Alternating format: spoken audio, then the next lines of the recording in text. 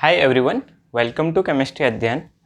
और आज हम डिस्कस करने वाले एक नया टॉपिक है जिसका नाम है reaction intermediate and reaction mechanism. ठीक है, ये हमारे CSIR नेट के हिसाब से काफ़ी इंपॉर्टेंट टॉपिक होता है, क्योंकि हमारे पास जो ऑर्गेनिक केमिस्ट्री रिलेटेड जो क्वेश्चन आते हैं एग्जाम्स में, उनमें क्या होता है कि 3-4 चीज़ों का मिक्सचर टाइप का क्वेश्चन आता है, जिसमें क्या होता है general organic chemistry, reaction mechanism, pericyclic reactions, reagent, इन सबको सभी चीज़ों को इंक्लूड करके वो क्वेश्चन बना रहता है। तो सबसे पहले हमें स्टार्टिंग में जनरल ऑर्गेनिक केमिस्ट्री और रिएक्शन मैकेनिज्म और इंटरमीडिएट्स का नॉलेज होना चाहिए, तब जा करके हम रिएजेंट और नेम रिएक्शन को पढ़ें तो हम आसानी से इस वे में जा करके हम क्वेश्चन को सॉल्व आसानी से कर सकते हैं। तो यहाँ पर आज मैं स्टार्ट करने वाला हूँ reaction intermediate and reaction mechanism, जिसके अंदर अभी फ़िलहाल हम पहले देखेंगे रिएक्शन इंटरमीडिएट्स को, उसके बाद हम रिएक्शन मैकेनिज्म की तरफ जाएंगे। तो ये जो है इससे डायरेक्टली क्वेश्चन भी आते हैं इस टॉपिक से। और जो हमारे पास ऑर्गेनिक केमिस्ट्री में ख़ास बात ये होती है कि हमें लगभग पूरी ऑर्गेनिक केमिस्ट्री पढ़नी पड़ती है ताकि हम क्वेश्चन को सॉल्व कर सकें। अगर कोई भी टॉपिक हम जैसे स्टोइकोकेमिस्ट्री छोड़ दें या फिर पेरिसाइक्लिक रिएक्शन छोड़ दें या फिर कुछ रिएजेंट का पार्ट छोड़ दें, तो उससे क्या हो जाता है, उससे हमें जो 4 नंबर का क्वेश्चन आता है उस पर क्या हो जाता है, उस पर कहीं ना कहीं अच्छे से वो सॉल्व भी नहीं हो पाता और बीच में हम कहीं ना कहीं अटक जाते हैं। तो स्टार्टिंग से अभी हम पहले देखेंगे रिएक्शन इंटरमीडिएट एंड मैकेनिज्म। इस टॉपिक को अगर हम समझ जाएंगे तो हमें बहुत आसानी रहेगी आगे के चीज़ों को समझने में। तो चलिए स्टार्ट करते हैं। देखिए इस चैप्टर के अंदर हम क्या पढ़ते हैं बेसिकली, पहले मैं वो बता देता हूँ। रिएक्शन इंटरमीडिएट्स जो होते हैं वो क्या होते हैं, हम जब भी हम रिएक्शन करते हैं तो रिएक्शन से प्रोडक्ट बनने के दौरान एक इंटरमीडिएट स्टेप होता है। उस इंटरमीडिएट स्टेप में बहुत सारे स्पीसीज बनती है। वो स्पीसीज पॉजिटिवली चार्ज भी हो सकती है, नेगेटिवली चार्ज भी हो सकती है, न्यूट्रल भी हो सकती है। वो बनती है लेकिन वो बहुत ही कम टाइम के लिए बनती है। जो रिएक्शन इंटरमीडिएट्स होते हैं वो बहुत कम टाइम के लिए बनते हैं और वो फाइनली फिर किस में कन्वर्ट हो जाते हैं, प्रोडक्ट में कन्वर्ट हो जाते हैं। मेरा कहने का मतलब है ये हमारे पास कोई रिएक्टेंट है और उससे क्या होगा, एक बीच में चीज़ बनेगी जिसको हम बोलेंगे क्या, रिएक्शन इंटरमीडिएट, और फाइनली ये किस में कन्वर्ट हो जाएगा, प्रोडक्ट में कन्वर्ट हो जाएगा। तो इस ओवरऑल प्रोसेस को जो बोला जाता है, रिएक्टेंट से टोटल प्रोडक्ट में होने में जो भी पाथवे हम फॉलो करते हैं उस चीज़ को क्या बोला जाता है, रिएक्शन की मैकेनिज्म। ठीक है, इस टोटल पाथवे को तो बोला जाता है reaction mechanism.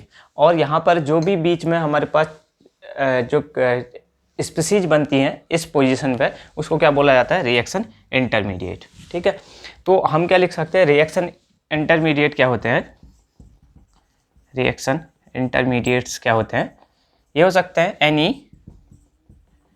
Any positive, negative और न्यूट्रल स्पीसीज। ठीक है, एनी पॉजिटिव, नेगेटिव और neutral species which are formed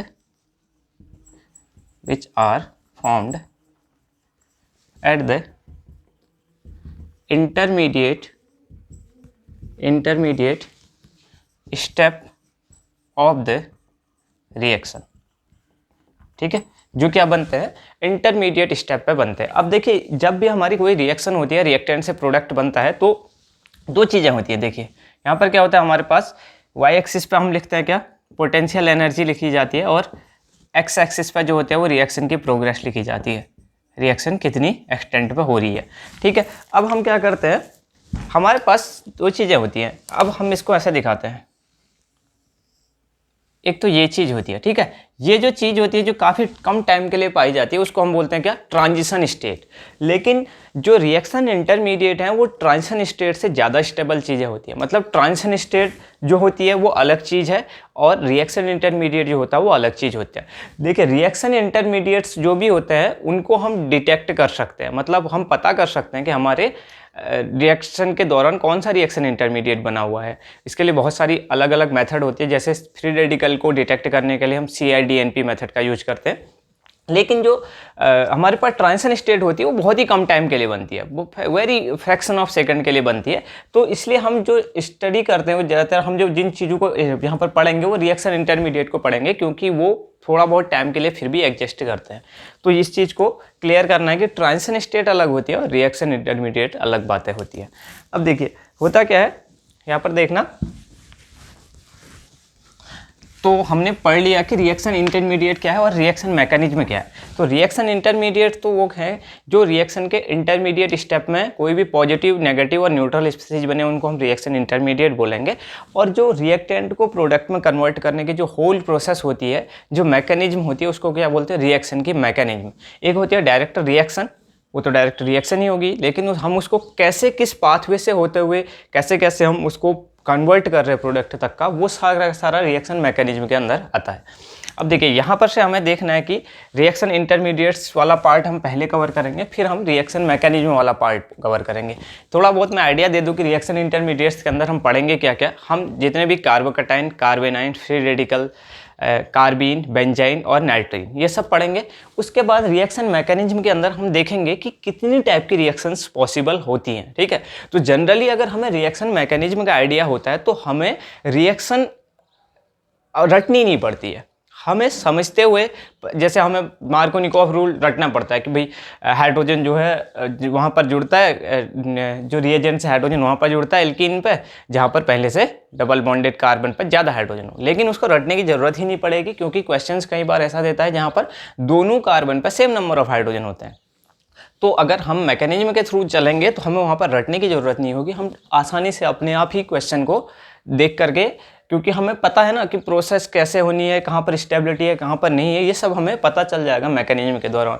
तो इसमें हम बहुत सारे डिफरेंट टाइप के मैकेनिज्म देखेंगे, जिसके अंदर हम देखेंगे substitution reaction, addition reaction, elimination reaction, इन सब की स्टडी करेंगे। तो मतलब ये मान के चले कि 60 to 70% अगर किसी को रिएक्शन मैकेनिज्म आती है तो उसको ऑर्गेनिक केमिस्ट्री इतनी अच्छी होती है, उसकी बहुत अच्छी हो जाती है अगर उसको रिएक्शन मैकेनिज्म का आइडिया होता है।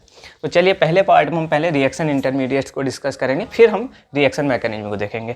तो फिलहाल यहाँ पर मैं बताने जा रहा हूँ रिएक्शन इंटरमीडिएट्स को। तो देखिए मैंने बता दिया कि रिएक्शन इंटरमीडिएट पॉजिटिव, नेगेटिव और न्यूट्रल कुछ भी हो सकते हैं, और ये इंटरमीडिएट स्टेप पे बनते हैं। अब ये कितने टाइप के होते हैं वो मैं यहाँ पर बता देता हूँ। देखिए एक चीज़ होती है क्या? कार्बोकैटायन। कार्बोकैटायन जो होता है उस पर क्या होता है? कार्बन पर पॉजिटिव चार्ज होता है और इसकी 3 वैलेंसी होती है, ये हमारे पास कार्बोकैटायन है। अब दूसरा होता है क्या? कार्बेनाइन। यहाँ पर कार्बन पर नेगेटिव चार्ज होता है और इसकी भी 3 वैलेंसी होती है। उसके बाद आता है फ्री रेडिकल। इस पर कार्बन पर 1 इलेक्ट्रॉन होता है और इसकी भी 3 वैलेंसी होती है, ठीक है। तो ये तीनों के तीनों क्या? कार्बन पर पॉजिटिव चार्ज तो कार्बोकैटायन या कार्बोकैटायन भी बोलते हैं, या इसको एक और नाम बोला जाता है क्या? कार्बोनियम आयन, ठीक है। अच्छा दूसरा क्या है? कार्ब एनायन है, क्योंकि नेगेटिव चार्ज है कार्बन पर। थर्ड है फ्री रेडिकल। फोर्थ देखते हैं हम कार्बोकैटायन, कार्बेनाइन, फ्री रेडिकल। उसके बाद आ जाएगा उसके बाद आएंगे हमारे 3 स्पीसीज। एक आएगा कार्बीन। कार्बीन पे 1 इलेक्ट्रॉन पेयर होता है और इसकी वैलेंसी होती है 2, ठीक है। ये क्या हमारे पास? कार्बीन। उसके बाद आता है बेंजाइन। बेंजाइन पे क्या होता है? लाइक ये बेंजीन है, लेकिन बेंजीन पे ऐसा होता है और इसमें एक एक्स्ट्रा बॉन्ड होता है, ठीक है। यहाँ पर क्या होगा? एक एक्स्ट्रा बॉन्ड प्रेजेंट होता है, जिसका नेचर सिग्मा बॉन्ड की तरह होता है, ठीक है। ये एक्चुअली इसमें पाई कैरेक्टर नहीं होता, इसमें क्या होता है? सिग्मा बॉन्ड टाइप का कैरेक्टर होता है। इसलिए जो बेंजाइन की जो रिएक्शन होती है वो पाई बॉन्ड के कैरेक्टर को ना कंसीडर करके सिग्मा बॉन्ड के कैरेक्टर को कंसीडर करके की जाती है, और इसकी रिएक्शनें भी उसी पर बेस्ड पूछी जाती हैं। अब लास्ट बचा एक और, वो बचा नाइट्रीन, ठीक है।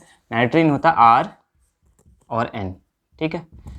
नाइट्रोजन की सिंगल वैलेंसी होती है और उस पर क्या जुड़ा रहता है? कोई एल्काइल ग्रुप जुड़ा रहता है, तो उसको नाइट्रीन बोलते हैं। अब यहाँ पर हमारे पास देखिए, अगर मैं इनको एक एक स्टेप में बताना चाहूँ कुछ बातें इनकी, तो देखिए यहाँ पर हमें दिख रहा है इसके वैलेंस शेल पर अगर इलेक्ट्रॉन देखें हम कार्बोकैटायन के, तो 2, 2, 4 और 2, 6। केवल कितने? 6 वैलेंस शेल इलेक्ट्रॉन है। अगर 6 वैलेंस शेल इलेक्ट्रॉन है तो हर कोई स्पीसीज क्या चाहता है? कि उसका ऑक्टेट कंप्लीट हो जाए। तो ऑक्टेट कंप्लीट करने के लिए ये क्या चाहेगा? फिर ये चाहेगा कि इस पर कहीं ना कहीं से इलेक्ट्रॉन इसको मिल जाए ताकि ये स्टेबलाइज हो जाए। कोई भी स्पीसीज चार्ज स्पीसीज अनस्टेबल होती है, हर कोई चाहता है क्या, अनचार्ज में कन्वर्ट हो जाए, ठीक है। इसीलिए इंटरमीडिएट्स ऐसा का ऐसा ना रह करके प्रोडक्ट में कन्वर्ट होते हैं, ताकि वो क्या हो जाए, चार्ज से अनचार्ज स्पीसीज में कन्वर्ट हो जाए। और रिएक्शन का डायरेक्शन हमेशा ही अनस्टेबिलिटी से स्टेबिलिटी की तरफ होता है। Old bonds get breaks and new bonds are formed. पुराने जो कमज़ोर बॉन्ड होते हैं वो टूटते हैं और नए बॉन्ड हमेशा बनते हैं रिएक्शन के दौरान। और जो भी अनस्टेबल स्पीसीज होती है उससे स्टेबल स्पीसीज बनती है। तो यहाँ पर देखिए हमारे पास 2, 2, 4 और 2, 6 है। इसका मतलब इसका ऑक्टेट जो है कंप्लीट नहीं है। वैलेंस शेल में कितने इलेक्ट्रॉन है, केवल 6। तो इसका मतलब 6 इलेक्ट्रॉन है वैलेंस शेल में। तो इसका मतलब ये कैसा होगा, ये इलेक्ट्रॉन डेफिशिएंट होगा। इसका मतलब क्या होगा, ये एज ए इलेक्ट्रोफाइल काम करेगा, ठीक है। किसकी तरह काम करेगा, एज ए इलेक्ट्रोफाइल। मतलब जब भी कार्बोकैटायन होगा तो इसमें जो भी इलेक्ट्रॉन डोनेटिंग स्पीसीज होंगी, नेगेटिवली चार्ज हो सकती है या न्यूट्रल हो सकती है, जिन पर लोन पेयर हो, वो इस पर अटैक करेंगे, ठीक है। कार्बोकैटायन की रिएक्शन है इसी टाइप की होंगी। तो दूसरा देखते हैं कार्बन आयन। इसको देखें अगर, तो इसमें देखते हैं हम, ये 2 इलेक्ट्रॉन, ये 2 इलेक्ट्रॉन, ये 2 इलेक्ट्रॉन और ये 2 इलेक्ट्रॉन यहाँ पर है। तो कितने इलेक्ट्रॉन है यहाँ पर, वैलेंस शेल में 8 इलेक्ट्रॉन है, ठीक है। तो 8 इलेक्ट्रॉन मतलब इसका ऑक्टेट कंप्लीट है। इसका मतलब इसको इलेक्ट्रॉनों की ज़रूरत नहीं है, तो ये इलेक्ट्रॉन रिच है, ठीक है। तो जिसका भी ऑक्टेट कंप्लीट होता है और उस पर एक और चीज़ है, इस पर नेगेटिव चार्ज है, तो ऑक्टेट कंप्लीट होने पर कोई भी चीज़ किसकी तरह काम कर सकते हैं, न्यूक्लियोफाइल। तो जो भी कार्ब एनायन की रिएक्शनें होंगी वहाँ पर कार्ब एनायन न्यूक्लियोफाइल की तरह काम करता है, ठीक है। बहुत सारे टाइप की रिएक्शनें होंगी, हम एक एक करके देखेंगे। जहाँ पर क्या होता है, कार्बन पर नेगेटिव चार्ज आता है, वहाँ पर जो है कार्बन न्यूक्लियोफाइल की तरह काम करेगा। जैसे हम देखेंगे एल्डोल रिएक्शन वगैरह, ये सब जो भी कार्बोनिल कंपाउंड की रिएक्शन होती है, वहाँ पर कार्बन पर अल्फा हाइड्रोजन से कार्बन निकल करके वो कार्बन आयन की तरह काम करने लग जाता है। थर्ड चीज़ है देखिए फ्री रेडिकल। फ्री रेडिकल में अगर हम काउंट करें तो 2, 2, 4, 2, 6 और 1, 7, यानी कि कितने इलेक्ट्रॉन है, केवल 7 वैलेंस इलेक्ट्रॉन है। तो एक इलेक्ट्रॉन की कमी है, तो इसको भी हम इलेक्ट्रॉन डेफिशिएंट ही बोलेंगे, ठीक है। ये भी किसकी तरह काम करेगा, जनरली इलेक्ट्रोफाइल की तरह ही काम करता है। लेकिन जो फ्री रेडिकल होता है उसको हम रिएक्शन के दौरान देखेंगे, ये अलग अलग टाइप की रिएक्शन दिखाता है।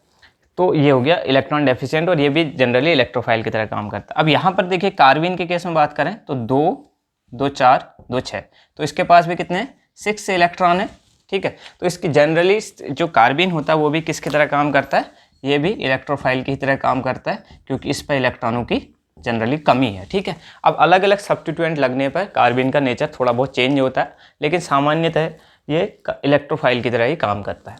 अब अगला बचता है बेंजाइन, ठीक है। बेंजाइन में स्टेप से हम डायरेक्टली कोई भी चार्ज स्पीसीज नहीं है, तो इसकी प्रॉपर्टी समथिंग डिफरेंट होती है, ठीक है। तो इसकी प्रॉपर्टीज अलग टाइप की होंगी, तो इसको हम अलग से पढ़ेंगे, बाद में देखेंगे हम इसको, जब इसकी बॉन्डिंग हम डिफाइन कर लेंगे कि बेंजाइन में ये वाला बॉन्ड किस टाइप का है। इसी बॉन्ड से बेंजाइन की जो रिएक्शंस होती है वो डिसाइड होती हैं, ये जो एक्स्ट्रा बेंजाइन वाला बॉन्ड बन रखा है।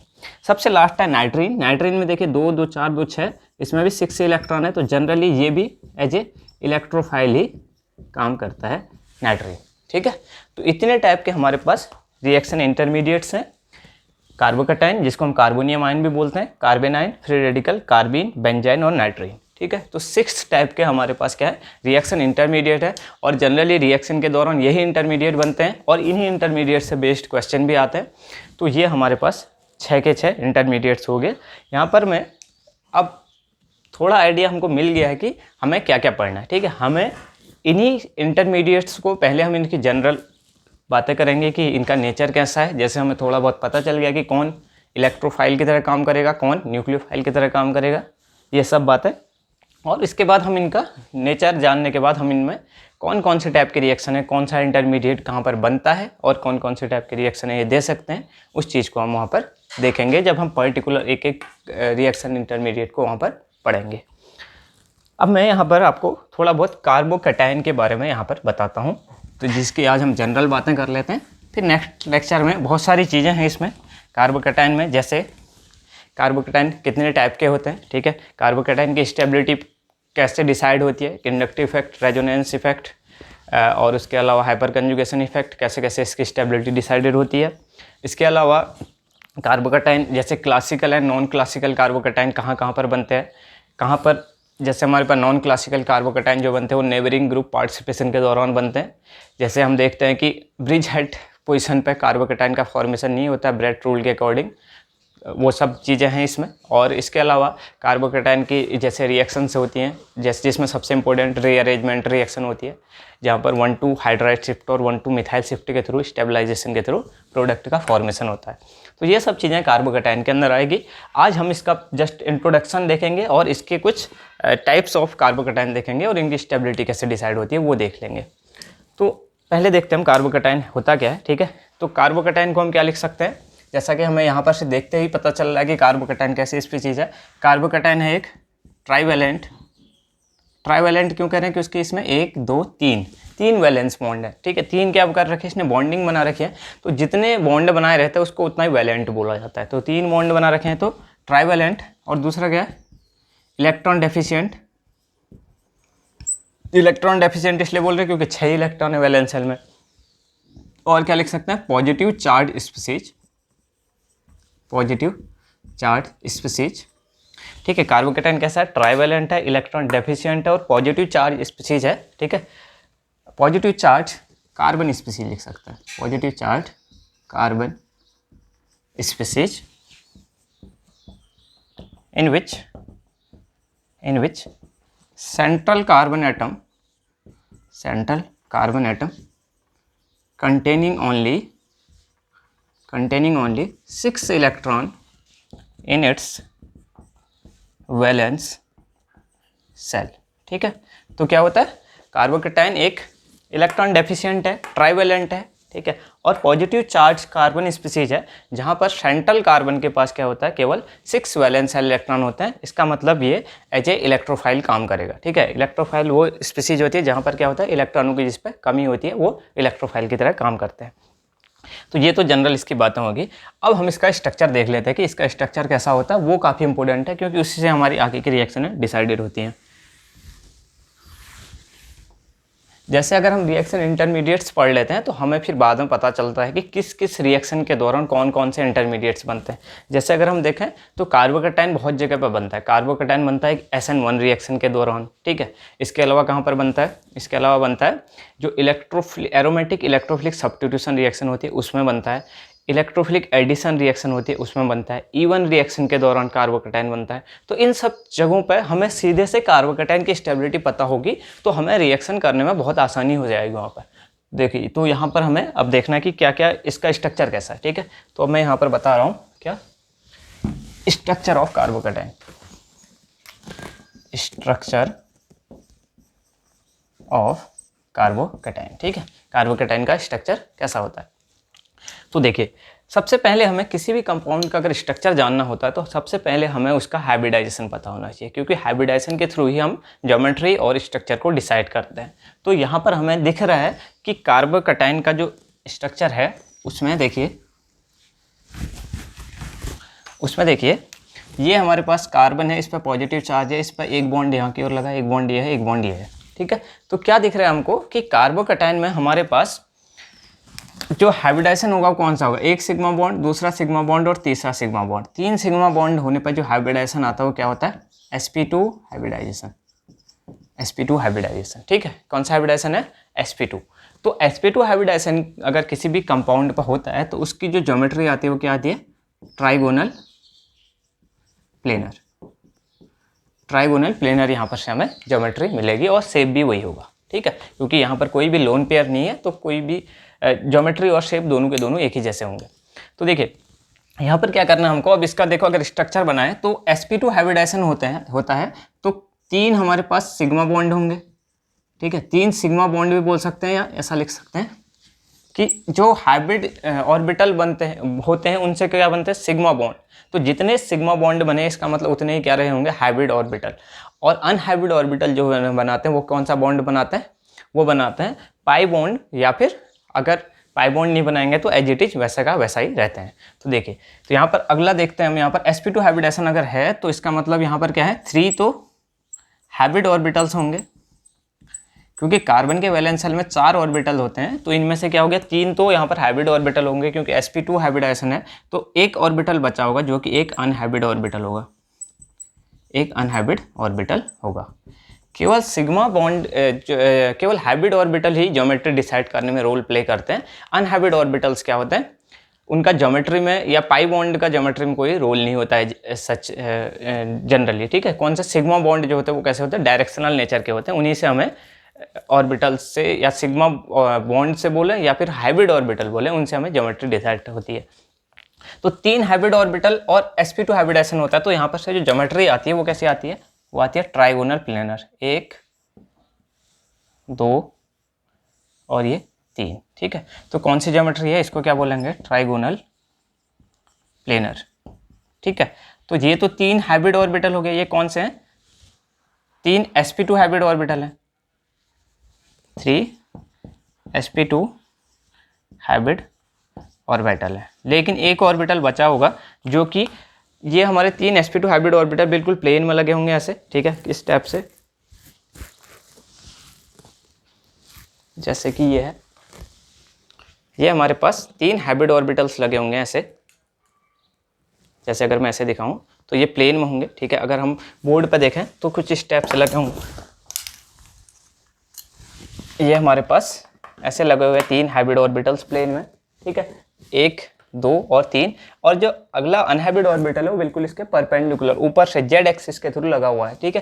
तो ये किस में लग रहा है कि एक्स और वाई प्लेन पे, जबकि अनहाइब्रिड ऑर्बिटल इसके परपेंडिकुलर लगा हुआ है, ठीक है। एबव में भी एक लोब होगा और इसके बिलो में भी एक इसका लोब होगा। तो इसको हम बोर्ड पर अगर दिखाएं तो हम उसको ऐसे, एक लोब और ये दूसरा लोब, देखिए अनहाइब्रिड और हाइब्रिड ऑर्बिटल में डिफरेंस होता है कि अनहाइब्रिड ऑर्बिटल में एक लोब बहुत बड़ा और एक लोब बहुत छोटा होता है, जबकि हाइब्रिड ऑर्बिटल में एक लोब बहुत बड़ा और एक लोब छोटा होता है, जबकि अनहाइब्रिड ऑर्बिटल में दोनों लोब क्या होते हैं, बड़े होते हैं। तो यहाँ पर अभी हम इसका बहुत रोल होगा वो हम देखेंगे कि यहाँ पर देखिए अब क्या होगा, ये हमारे पास हाइब्रिड ऑर्बिटल है, हाइब्रिड ऑर्बिटल ने क्या क्या होगा, सिग्मा बॉन्ड बनाया होगा जो भी एटम रहा होगा उसके साथ, ये हाइब्रिड ऑर्बिटल है। और देखिए अनहाइब्रिड ऑर्बिटल जो रहा होगा उसमें क्या होगा, उसमें जो होगा ये पॉजिटिव चार्ज होगा, ठीक है। तो यहाँ पर हम लिख सकते हैं positive charge in unhybrid orbital, ठीक है, अनहाइब्रिड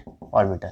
तो पॉजिटिव चार्ज कहाँ पर है, वो है अनहाइब्रिड ऑर्बिटल, और इस अनहाइब्रिड ऑर्बिटल में 2 लोब हैं। इसका मतलब कार्बोकैटायन जब भी बनेगा तो पॉसिबिलिटी है कि एक बार रिएजेंट ऊपर से अटैक करे यहाँ पर से, ठीक है, जैसे मानो OH- होता है या न्यूक्लियोफाइल कुछ भी है तो यहाँ पर से भी अटैक कर सकता है, और दूसरा कहाँ से अटैक कर सकता है, नीचे से भी अटैक कर सकता है, दूसरे लोब से भी क्या कर सकता है, अटैक कर सकता है, क्योंकि पॉजिटिव चार्ज जो है पूरे लोब पे घूम रहा होगा, ऐसे यहाँ भी है यहाँ भी है, तो 2 साइड से अटैक होने की पॉसिबिलिटी है। इसलिए जहाँ पर जितने लोब होते हैं ऑर्बिटल में उतने ही प्रोडक्ट वहाँ पर बनते हैं। इसलिए जहाँ पर भी 2 लोब होंगे यानी कार्बोकैटायन जहाँ पर बनता है, जैसे कि SN1 रिएक्शन है, वहाँ पर हमें 2 प्रोडक्ट मिलते हैं, एक अबव द प्लेन मिलता है, एक बिलो द प्लेन मिलता है, क्योंकि अनहाइब्रिड ऑर्बिटल प्लेन के एक लोब उसका ऊपर है और एक लोब प्लेन के नीचे है। अगर हम ऐसे देखें तो ये हमारे पास, ये अगर हमारे पास ऐसे, अगर हमारे पास क्या है, ये हमारे पास अगर कार्बोकैटायन है, 3 हाइब्रिड ऑर्बिटल या 3 सिग्मा बॉन्ड है, 1 2 और 3, और जो अनहाइब्रिड ऑर्बिटल है वो एक ऊपर की तरफ है और एक कहाँ है, नीचे की तरफ है।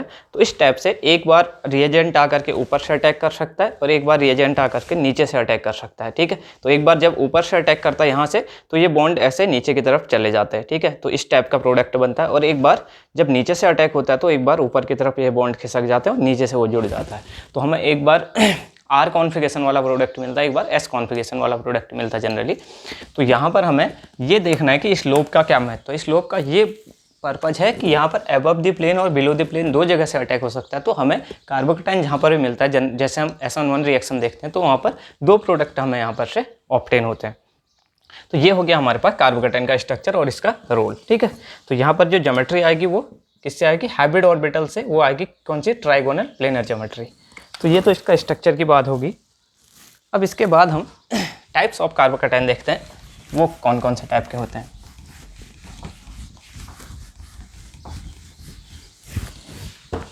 आगे हम देखते हैं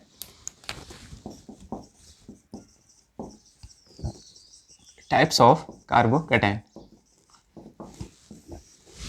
तो देखिए टाइप्स ऑफ कार्बोकैटायन में हमें क्या देखना है कि कार्बोकैटायन कितने टाइप के होते हैं और इनकी स्टेबिलिटी को ही हम इनकी स्टेबिलिटी को भी साथ साथ यहाँ पर देख लेंगे, ठीक है। तो यहाँ पर क्या है तो हमारे पास कार्बोकैटायन किस बात पर डिपेंड करता है टाइप, डिपेंडिंग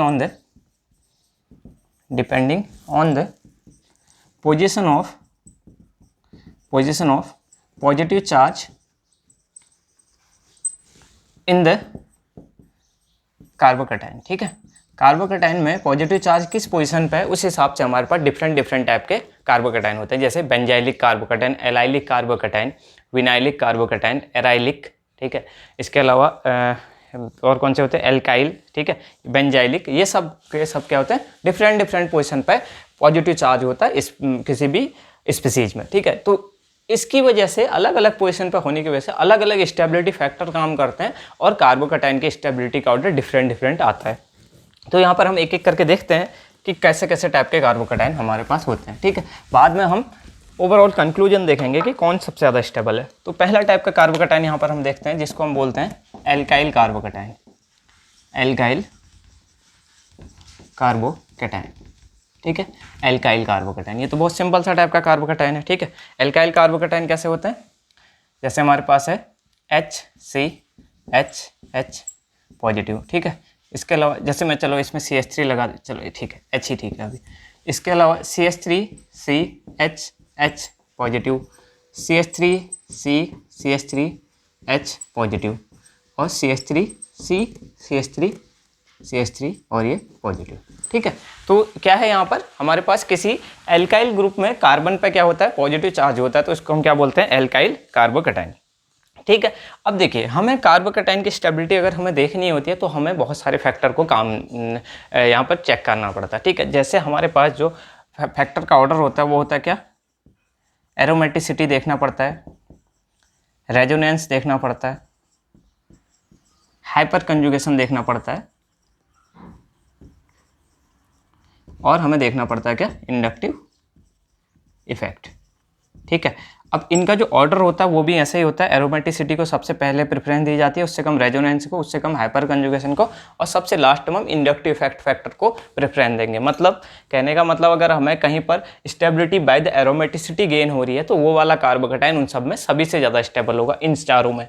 कहीं पर रेजोनेंस के थ्रू स्टेबलाइजेशन हो रहा है तो सेकंड नंबर पर आएगा, फिर आएगा हाइपर कंजुगेशन के थ्रू स्टेबलाइजेशन और इंडक्टिव इफेक्ट के थ्रू कहीं पर स्टेबलाइजेशन हो रहा है तो वो सबसे लास्ट में हम कंसिडर करेंगे, ठीक है। और जनरली हमें पता है कि कार्बोकैटायन इलेक्ट्रॉन डेफिशिएंट स्पीसीज है, तो इसको कौन से फैक्टर इसको स्टेबलाइज करेंगे, जो इनको इलेक्ट्रॉन दे पाए, ठीक है। तो अगर हम यहाँ पर कंपेरिजन करना चाहें तो जैसे हम इसको बोलेंगे जितने कार्बन से जितने इस सेंट्रल कार्बन पॉजिटिव चार्ज से जितने कार्बन जुड़े रहते हैं उसको क्या बोला जाता है, उसका ऑर्डर बोला जाता है, ठीक है। तो यहाँ पर इसका क्या ऑर्डर हो जाएगा, डिग्री बोला जाएगा, 2 डिग्री और 3 डिग्री, ठीक है। इसको हम 0 डिग्री मान सकते हैं।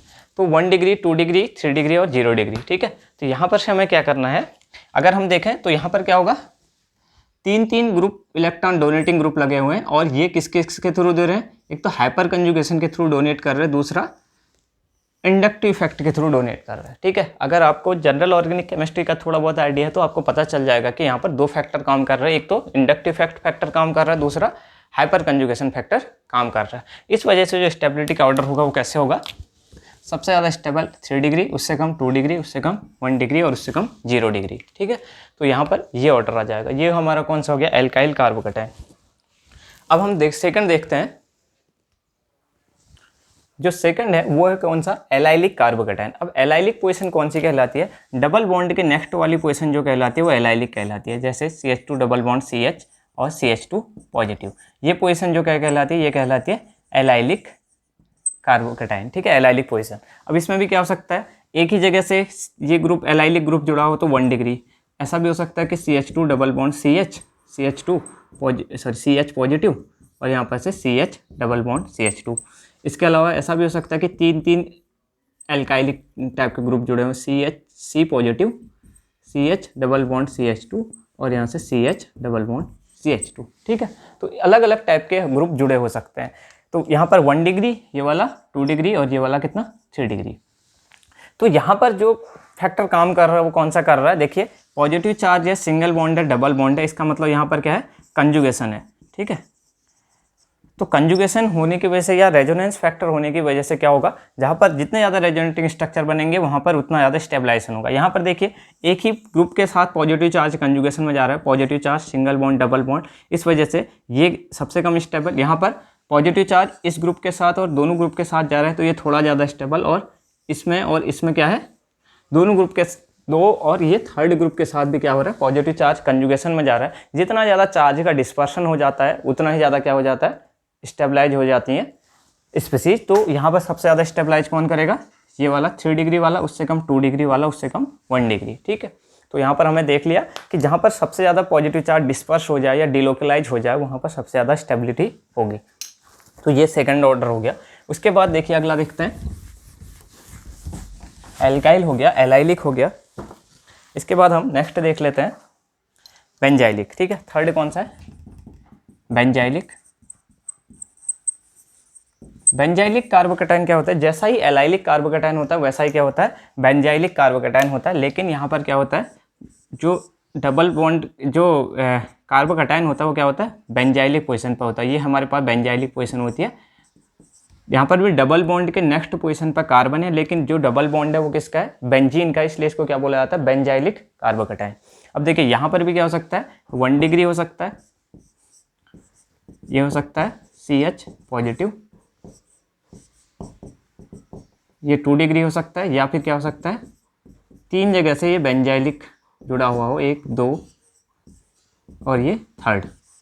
ठीक है, तो यहाँ पर अगर हम देखें तो यहाँ पर पॉजिटिव चार्ज यहाँ पर क्या है, केवल एक ही रिंग के साथ डिलोकलाइज हो रहा है। ये पॉजिटिव चार्ज ऐसे डिलोकलाइज हो रहा होगा रिंग के साथ, तो यहाँ पर क्या है, एक ही रिंग के साथ डिलोकलाइज हो रहा है। यहाँ पर 2 रिंग के साथ रेजोनेंस में पार्टिसिपेट कर रहा है और यहाँ पर 3 रिंग के साथ रेजोनेंस में पार्टिसिपेट कर रहा है। तो सबसे ज़्यादा रेजोनेटिंग स्ट्रक्चर्स जहाँ पर बनते हैं उतना ज़्यादा क्या होता है, स्टेबलाइजेशन होता है। तो यहाँ पर स्टेबिलिटी का ऑर्डर क्या होगा, ये 3 डिग्री है, ये 2 डिग्री है और ये 1 डिग्री है। तो यहाँ पर भी सेम 3 डिग्री सबसे ज़्यादा स्टेबलाइज करेगा, 2 डिग्री उससे कम करेगा और 1 डिग्री क्या करेगा, सबसे कम स्टेबलाइजेशन ऑब्टेन कर पाएगा। ठीक है, क्योंकि जहाँ पर जितने ज़्यादा रेजोनेटिंग स्ट्रक्चर बनेंगे वहाँ पर उतना ही ज़्यादा क्या होगा, स्टेबलाइजेशन होगा विद इन द मॉलिक्यूल। इसके अलावा देखिए अगला हमारे पास जो होता है, हमारे पास हमने पढ़ लिया एल्काइल, एलाइलिक, बेंजाइलिक। ठीक है, अब बहुत इंपॉर्टेंट कार्बोकैटायन आता है जिसको हम बोलते हैं क्या, साइक्लोप्रोपाइल मिथाइल कार्बोकैटायन, या जिसको बोलते हैं मिसेलिनियस कार्बोकैटायन, वो काफ़ी इंपॉर्टेंट है। ठीक है, अगला हमारे पास जो है साइक्लोप्रोपाइल मिथाइल कार्बोकैटायन, जिसको हम एक और नाम बोला जाता है क्या, मिसेलिनियस कार्बोकैटायन। ठीक है, क्या बोला जाता है, मिसेलिनियस कार्बोकैटायन। ठीक है, तो यहाँ पर क्या होता है, देखिए हमारे पास ये कुछ इस टाइप का कार्बोकैटायन होता है। यहाँ पर हमारे पास साइक्लोप्रोपाइल रिंग होती है और ये हमारे पास क्या है, मिथाइल टाइप का। ठीक है, एक तो ये ऐसा हो सकता है। ठीक है, और क्या हो सकता है, देखिए यहाँ पर क्या हमारे पास, देखिए ये साइक्लोप्रोपाइल है और ये मिथाइल है। यहाँ पर से हमारे पास हो सकता है कि ऐसे ही 2 रिंग लगे हुए हों, C पॉजिटिव, और यहाँ पर से ये हमारे पास ऐसे और H, और हो सकता है कि यहाँ पर क्या लगे हों, 3 रिंग लगे हों, C पॉजिटिव, इस टाइप से हमारे पास हो सकता है। ठीक है, यहाँ पर क्या लगी है, एक ही रिंग लगी हुई है, यहाँ पर 2 रिंग लगी हुई है साइक्लोप्रोपाइल वाली, यहाँ पर 3 रिंग लगी हुई है।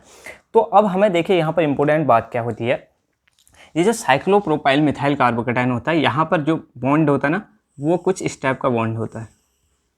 ये इस बॉन्ड को बनाना बॉन्ड भी बोलते हैं। जब हम साइक्लोप्रोपेन का स्ट्रक्चर पढ़ते हैं तो वहाँ पर हमें इस टाइप का बॉन्ड, इस बॉन्ड में क्या होता है, यहाँ पर होता है पार्शियल पाई बॉन्ड कैरेक्टर।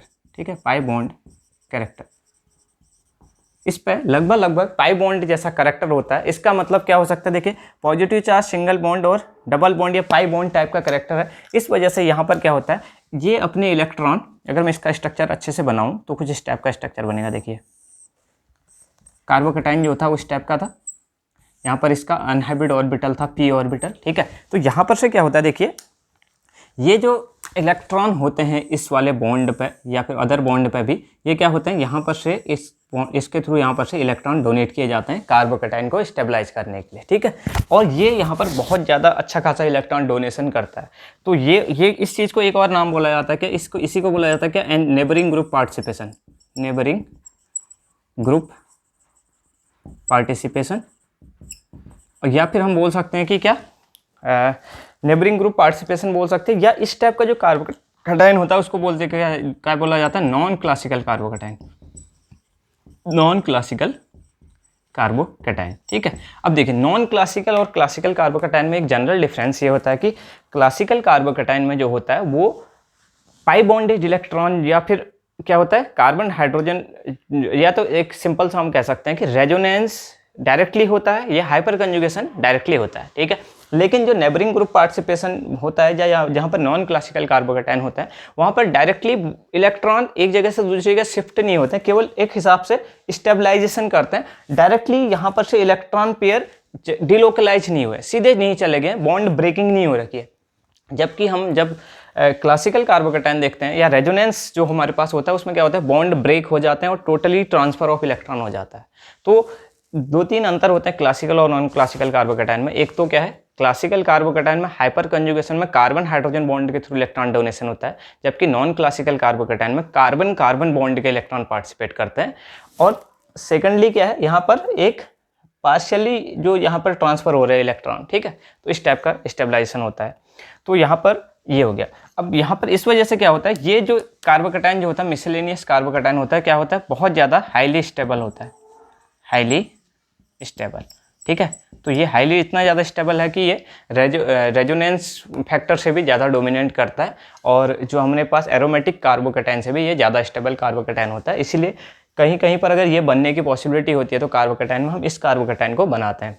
तो यहाँ पर हमें फैक्टर समझ में आ गया कि ये जो बॉन्ड हैं ये क्या करते हैं, रेजोनेंस टाइप में पार्टिसिपेट कर सकते हैं, या पार्शियल डबल बॉन्ड करेक्टर होने की वजह से ये यहाँ पर से अपने इलेक्ट्रॉन पेयर देने के थ्रू क्या करते हैं, कार्बोकैटायन को स्टेबलाइज करते हैं। इस वजह से काफ़ी स्टेबल कार्बोकैटायन होता है, और इनमें भी 1 डिग्री से ज़्यादा 2 डिग्री और 2 डिग्री से ज़्यादा 3 डिग्री स्टेबलाइज करेगा, क्योंकि कार्बोकैटायन में जितना ज़्यादा इलेक्ट्रॉन डोनेशन होगा ग्रुप द्वारा उतना ज़्यादा उसमें स्टेबलाइजेशन होगा। अब हम आगे देखते हैं, ये हमारा साइक्लोप्रोपाइल मिथाइल कार्बोकैटायन हो गया, या जिसको हमने मिसलेनियस कार्बोकैटायन बोला। लास्ट में एक ऑर्डर भी देखेंगे हम इसका। अगला है हमारे पास विनाइलिक कार्बोकैटायन। 2 टाइप के कार्बोकैटायन और हैं, विनाइलिक कार्बोकैटायन और इसी के साथ एराइलिक कार्बोकैटायन भी आते हैं, एराइलिक कार्बोकैटायन। ठीक है, तो विनाइलिक पोजीशन जो होती है वो होती है ये वाली, डबल बॉन्डेड कार्बन से ही अगर कहीं पर पॉजिटिव चार्ज जुड़ा रहता है तो उसको विनाइलिक बोलते हैं, CH2 double bond CH positive. और सिमिलरली अगर यही ऐसी पोजीशन बेंजीन रिंग पर होती है या किसी एरोमेटिक रिंग पर होती है हम उसको एराइलिक बोल देते हैं। ठीक है, तो ये वाली पोजीशन क्या कहलाती है, जहाँ पर डबल बॉन्डेड कार्बन से ही पॉजिटिव चार्ज जुड़ा रहता है तो उसको क्या बोला जाता है, इस पोजीशन को बोला जाएगा विनाइलिक, और इस कार्बोकैटायन को बोला जाएगा विनाइलिक कार्बोकैटायन। और यहाँ पर क्या है, जहाँ पर एरोमेटिक रिंग से डायरेक्टली क्या जुड़ा रहता है, पॉजिटिव चार्ज, तो वहाँ पर क्या कहलाता है, उसको एराइलिक कार्बोकैटायन कहते हैं। और ये दोनों ही कार्बोकैटायन क्या होते हैं, काफ़ी अनस्टेबल होते हैं। ठीक है, इनकी अनस्टेबिलिटी का डिफरेंट कारण हो सकते हैं। देखिए, एक तो क्या कारण है कि यहाँ पर पॉजिटिव चार्ज जो आता है वो क्या आता है, sp हाइब्रिडाइड कार्बन sp2 हाइब्रिडाइड कार्बन पर आ रहा है। इस वजह से ड्यू टू इलेक्ट्रोनिगेटिविटी क्या होता है, ये अनस्टेबल होता है, क्योंकि sp हाइब्रिड जो कार्बन होता है उस पर सबसे ज़्यादा इलेक्ट्रोनिगेटिविटी होती है due to high s character, उससे कम sp2 पे होती है, sp3 पे सबसे कम इलेक्ट्रोनिगेटिविटी। तो sp2 पे ज़्यादा इलेक्ट्रोनिगेटिविटी होने की वजह से ऑलरेडी इस पर पॉजिटिव चार्ज है, इलेक्ट्रॉन की कमी है, तो ये और ज़्यादा डिस्टेबलाइज हो जाएगा, इस पर और ज़्यादा पॉजिटिव चार्ज इंटेंस हो जाएगा, क्योंकि ये और ज़्यादा इलेक्ट्रॉन खींच देगा इससे। सेम फिनोमिना यहाँ पर भी हो रहा है, और ना ही यहाँ पर रेजोनेंस स्टेबलाइजेशन है, ना ही कोई अदर फैक्टर यहाँ पर स्टेबलाइज कर रहा है। इस वजह से ये काफ़ी अनस्टेबल कार्बोकैटायन होते हैं। इसलिए जब हम रिएक्शन के दौरान इस टाइप के कार्बोकैटायन बनते हैं तो हम इन्हें नहीं बना सकते। जैसे फॉर एग्जाम्पल, अगर हमें SN1 रिएक्शन देखनी है और हमें कुछ ऐसा कंपाउंड यहाँ पर दिया गया हो, जैसे हमको दिया गया हो ऐसा CH2 डबल बॉन्ड CHCl। ठीक है, तो हम ये वाला बॉन्ड ब्रेक करेंगे तो ये काफ़ी अनस्टेबल प्रोडक्ट बनेगा। तो इस डायरेक्शन में हमें इस टाइप का प्रोडक्ट नहीं बनाना है, और ऐसा भी नहीं बनाना है यहाँ पर से Cl को एरोमेटिक रिंग से डायरेक्टली Cl को हम रिमूव नहीं करवा सकते। ठीक है, तो इस वजह से इस टाइप के प्रोडक्ट हमको यहाँ पर से नहीं बनाने हैं जहाँ पर ऐसे अनस्टेबल कार्बोकैटायन बन रहे हो। आगे देखते हैं अब हम, ये हो गया हमारे पास विनाइलिक और एराइलिक टाइप का कार्बोकैटायन। फिर देखते हैं सबसे लास्ट टाइप है एरोमेटिक कार्बोकैटायन। सबसे लास्ट हमारे पास कौन सा है, एरोमेटिक कार्बोकैटायन। ठीक है, एरोमेटिक कार्बोकैटायन। ठीक है, तो हमें इसके लिए एरोमेटिक कार्बोकैटायन को जानने के लिए हमें पहले एरोमेटिसिटी पता होनी चाहिए। एरोमेटिसिटी के लिए हमें क्या होता है, मॉलिक्यूल साइक्लिक होना चाहिए, प्लेनर होना चाहिए, और क्या होना चाहिए, कंजुगेटेड होना चाहिए, और 4n+2 डिलोक्लाइड इलेक्ट्रॉन उस पर होने चाहिए, यानी कि पाई इलेक्ट्रॉन जो होते हैं वो 4n+2 रूल को क्या करना चाहिए, उस कंपाउंड ने फॉलो करना चाहिए। ठीक है, तो यहाँ पर अगर हम देखें तो इस टाइप के कार्बोकैटायन जो कहलाएंगे वो क्या कहलाएंगे, जो हमारे पास ये कार्बोकैटायन होगा, जैसे हमारे पास कुछ इस टाइप का है, इस टाइप का कार्बोकैटायन है, देखिए साइक्लिक है। ठीक है, साइक्लिक है। प्लेनर कैसे पहचानते हैं, प्लेनर के लिए हमारे पास या sp हाइब्रिडाइजेशन होना चाहिए मॉलिक्यूल, या sp2 पर होना चाहिए। और कंजुगेटेड देखिए positive charge single bond double bond, single bond double bond, single bond double bond, इस टाइप का कहीं पर पाया जाता है तो हम उसको कंजुगेटेड बोलते हैं। तो सारी कंडीशन है, साइक्लिक है, प्लेनर है और कंजुगेटेड है। ठीक है, उसके बाद जो हम अगला जो रूल फॉलो करते हैं वो क्या होता है, 4n+2 पाई इलेक्ट्रॉन जो होते हैं वो डिलोक्लाइड इलेक्ट्रॉन होने चाहिए। ठीक है, डिलोक्लाइड इलेक्ट्रॉन, तो डिलोक्लाइड मतलब 6 इलेक्ट्रॉन डिलोक्लाइजेशन में यानी कि रेजोनेंस में जाने चाहिए, यहाँ पर डिलोक्लाइज होने चाहिए पूरी रिंग पे। तो यहाँ पर देखिए ये इसके अंदर हम काउंट करें तो ये 2 इलेक्ट्रॉन, ठीक है, 2 पाई इलेक्ट्रॉन, 2 पाई इलेक्ट्रॉन और 2 पाई इलेक्ट्रॉन, यानी कि 6 पाई इलेक्ट्रॉन है। इसका मतलब हमारे पास क्या है, ये जो है कार्बोकैटायन एरोमेटिक है। हमें डायरेक्टली पता होना चाहिए कि कहीं पर किसी एरोमेटिक रिंग के अंदर ये फर्स्ट 3 रूल फॉलो होने के बाद अगर कहीं पर 2, 6, 10, ठीक है, 14 और 18 इस टाइप के इलेक्ट्रॉन अगर किस सिस्टम के अंदर होते हैं वो कैसा होता है, एरोमेटिक कार्बोकैटायन होगा, एरोमेटिक कंपाउंड होगा। अगर ये 3 रूल फॉलो होने के बाद, साइक्लिक, प्लेनर और कंजुगेटेड होने के बाद अगर किसी रिंग के अंदर 4, 8, ठीक है, और 12, 16 इस टाइप के इलेक्ट्रॉन होते हैं तो एंटी एरोमेटिक होता है वो। ठीक है, तो एरोमेटिक सबसे ज़्यादा स्टेबल होते हैं। तो यहाँ पर हमें दिख रहे हैं 6 पाई इलेक्ट्रॉन, इसका मतलब क्या है, ये एरोमेटिक है। ऐसे ही अगर हमारे पास इस टाइप का कार्बोकैटायन कहीं पर बने तो 2 पाई इलेक्ट्रॉन है, साइक्लिक, प्लेनर, कंजुगेटेड है, तो ये भी कैसा है, एरोमेटिक है। ठीक है, तो इस वजह से ये वाले कार्बोकैटायन क्या होता है, बहुत ज़्यादा स्टेबल होते हैं, क्योंकि एरोमेटिसिटी किसी कंपाउंड के अंदर आती है तो वो बहुत ज़्यादा स्टेबलाइजेशन देकर जाती है।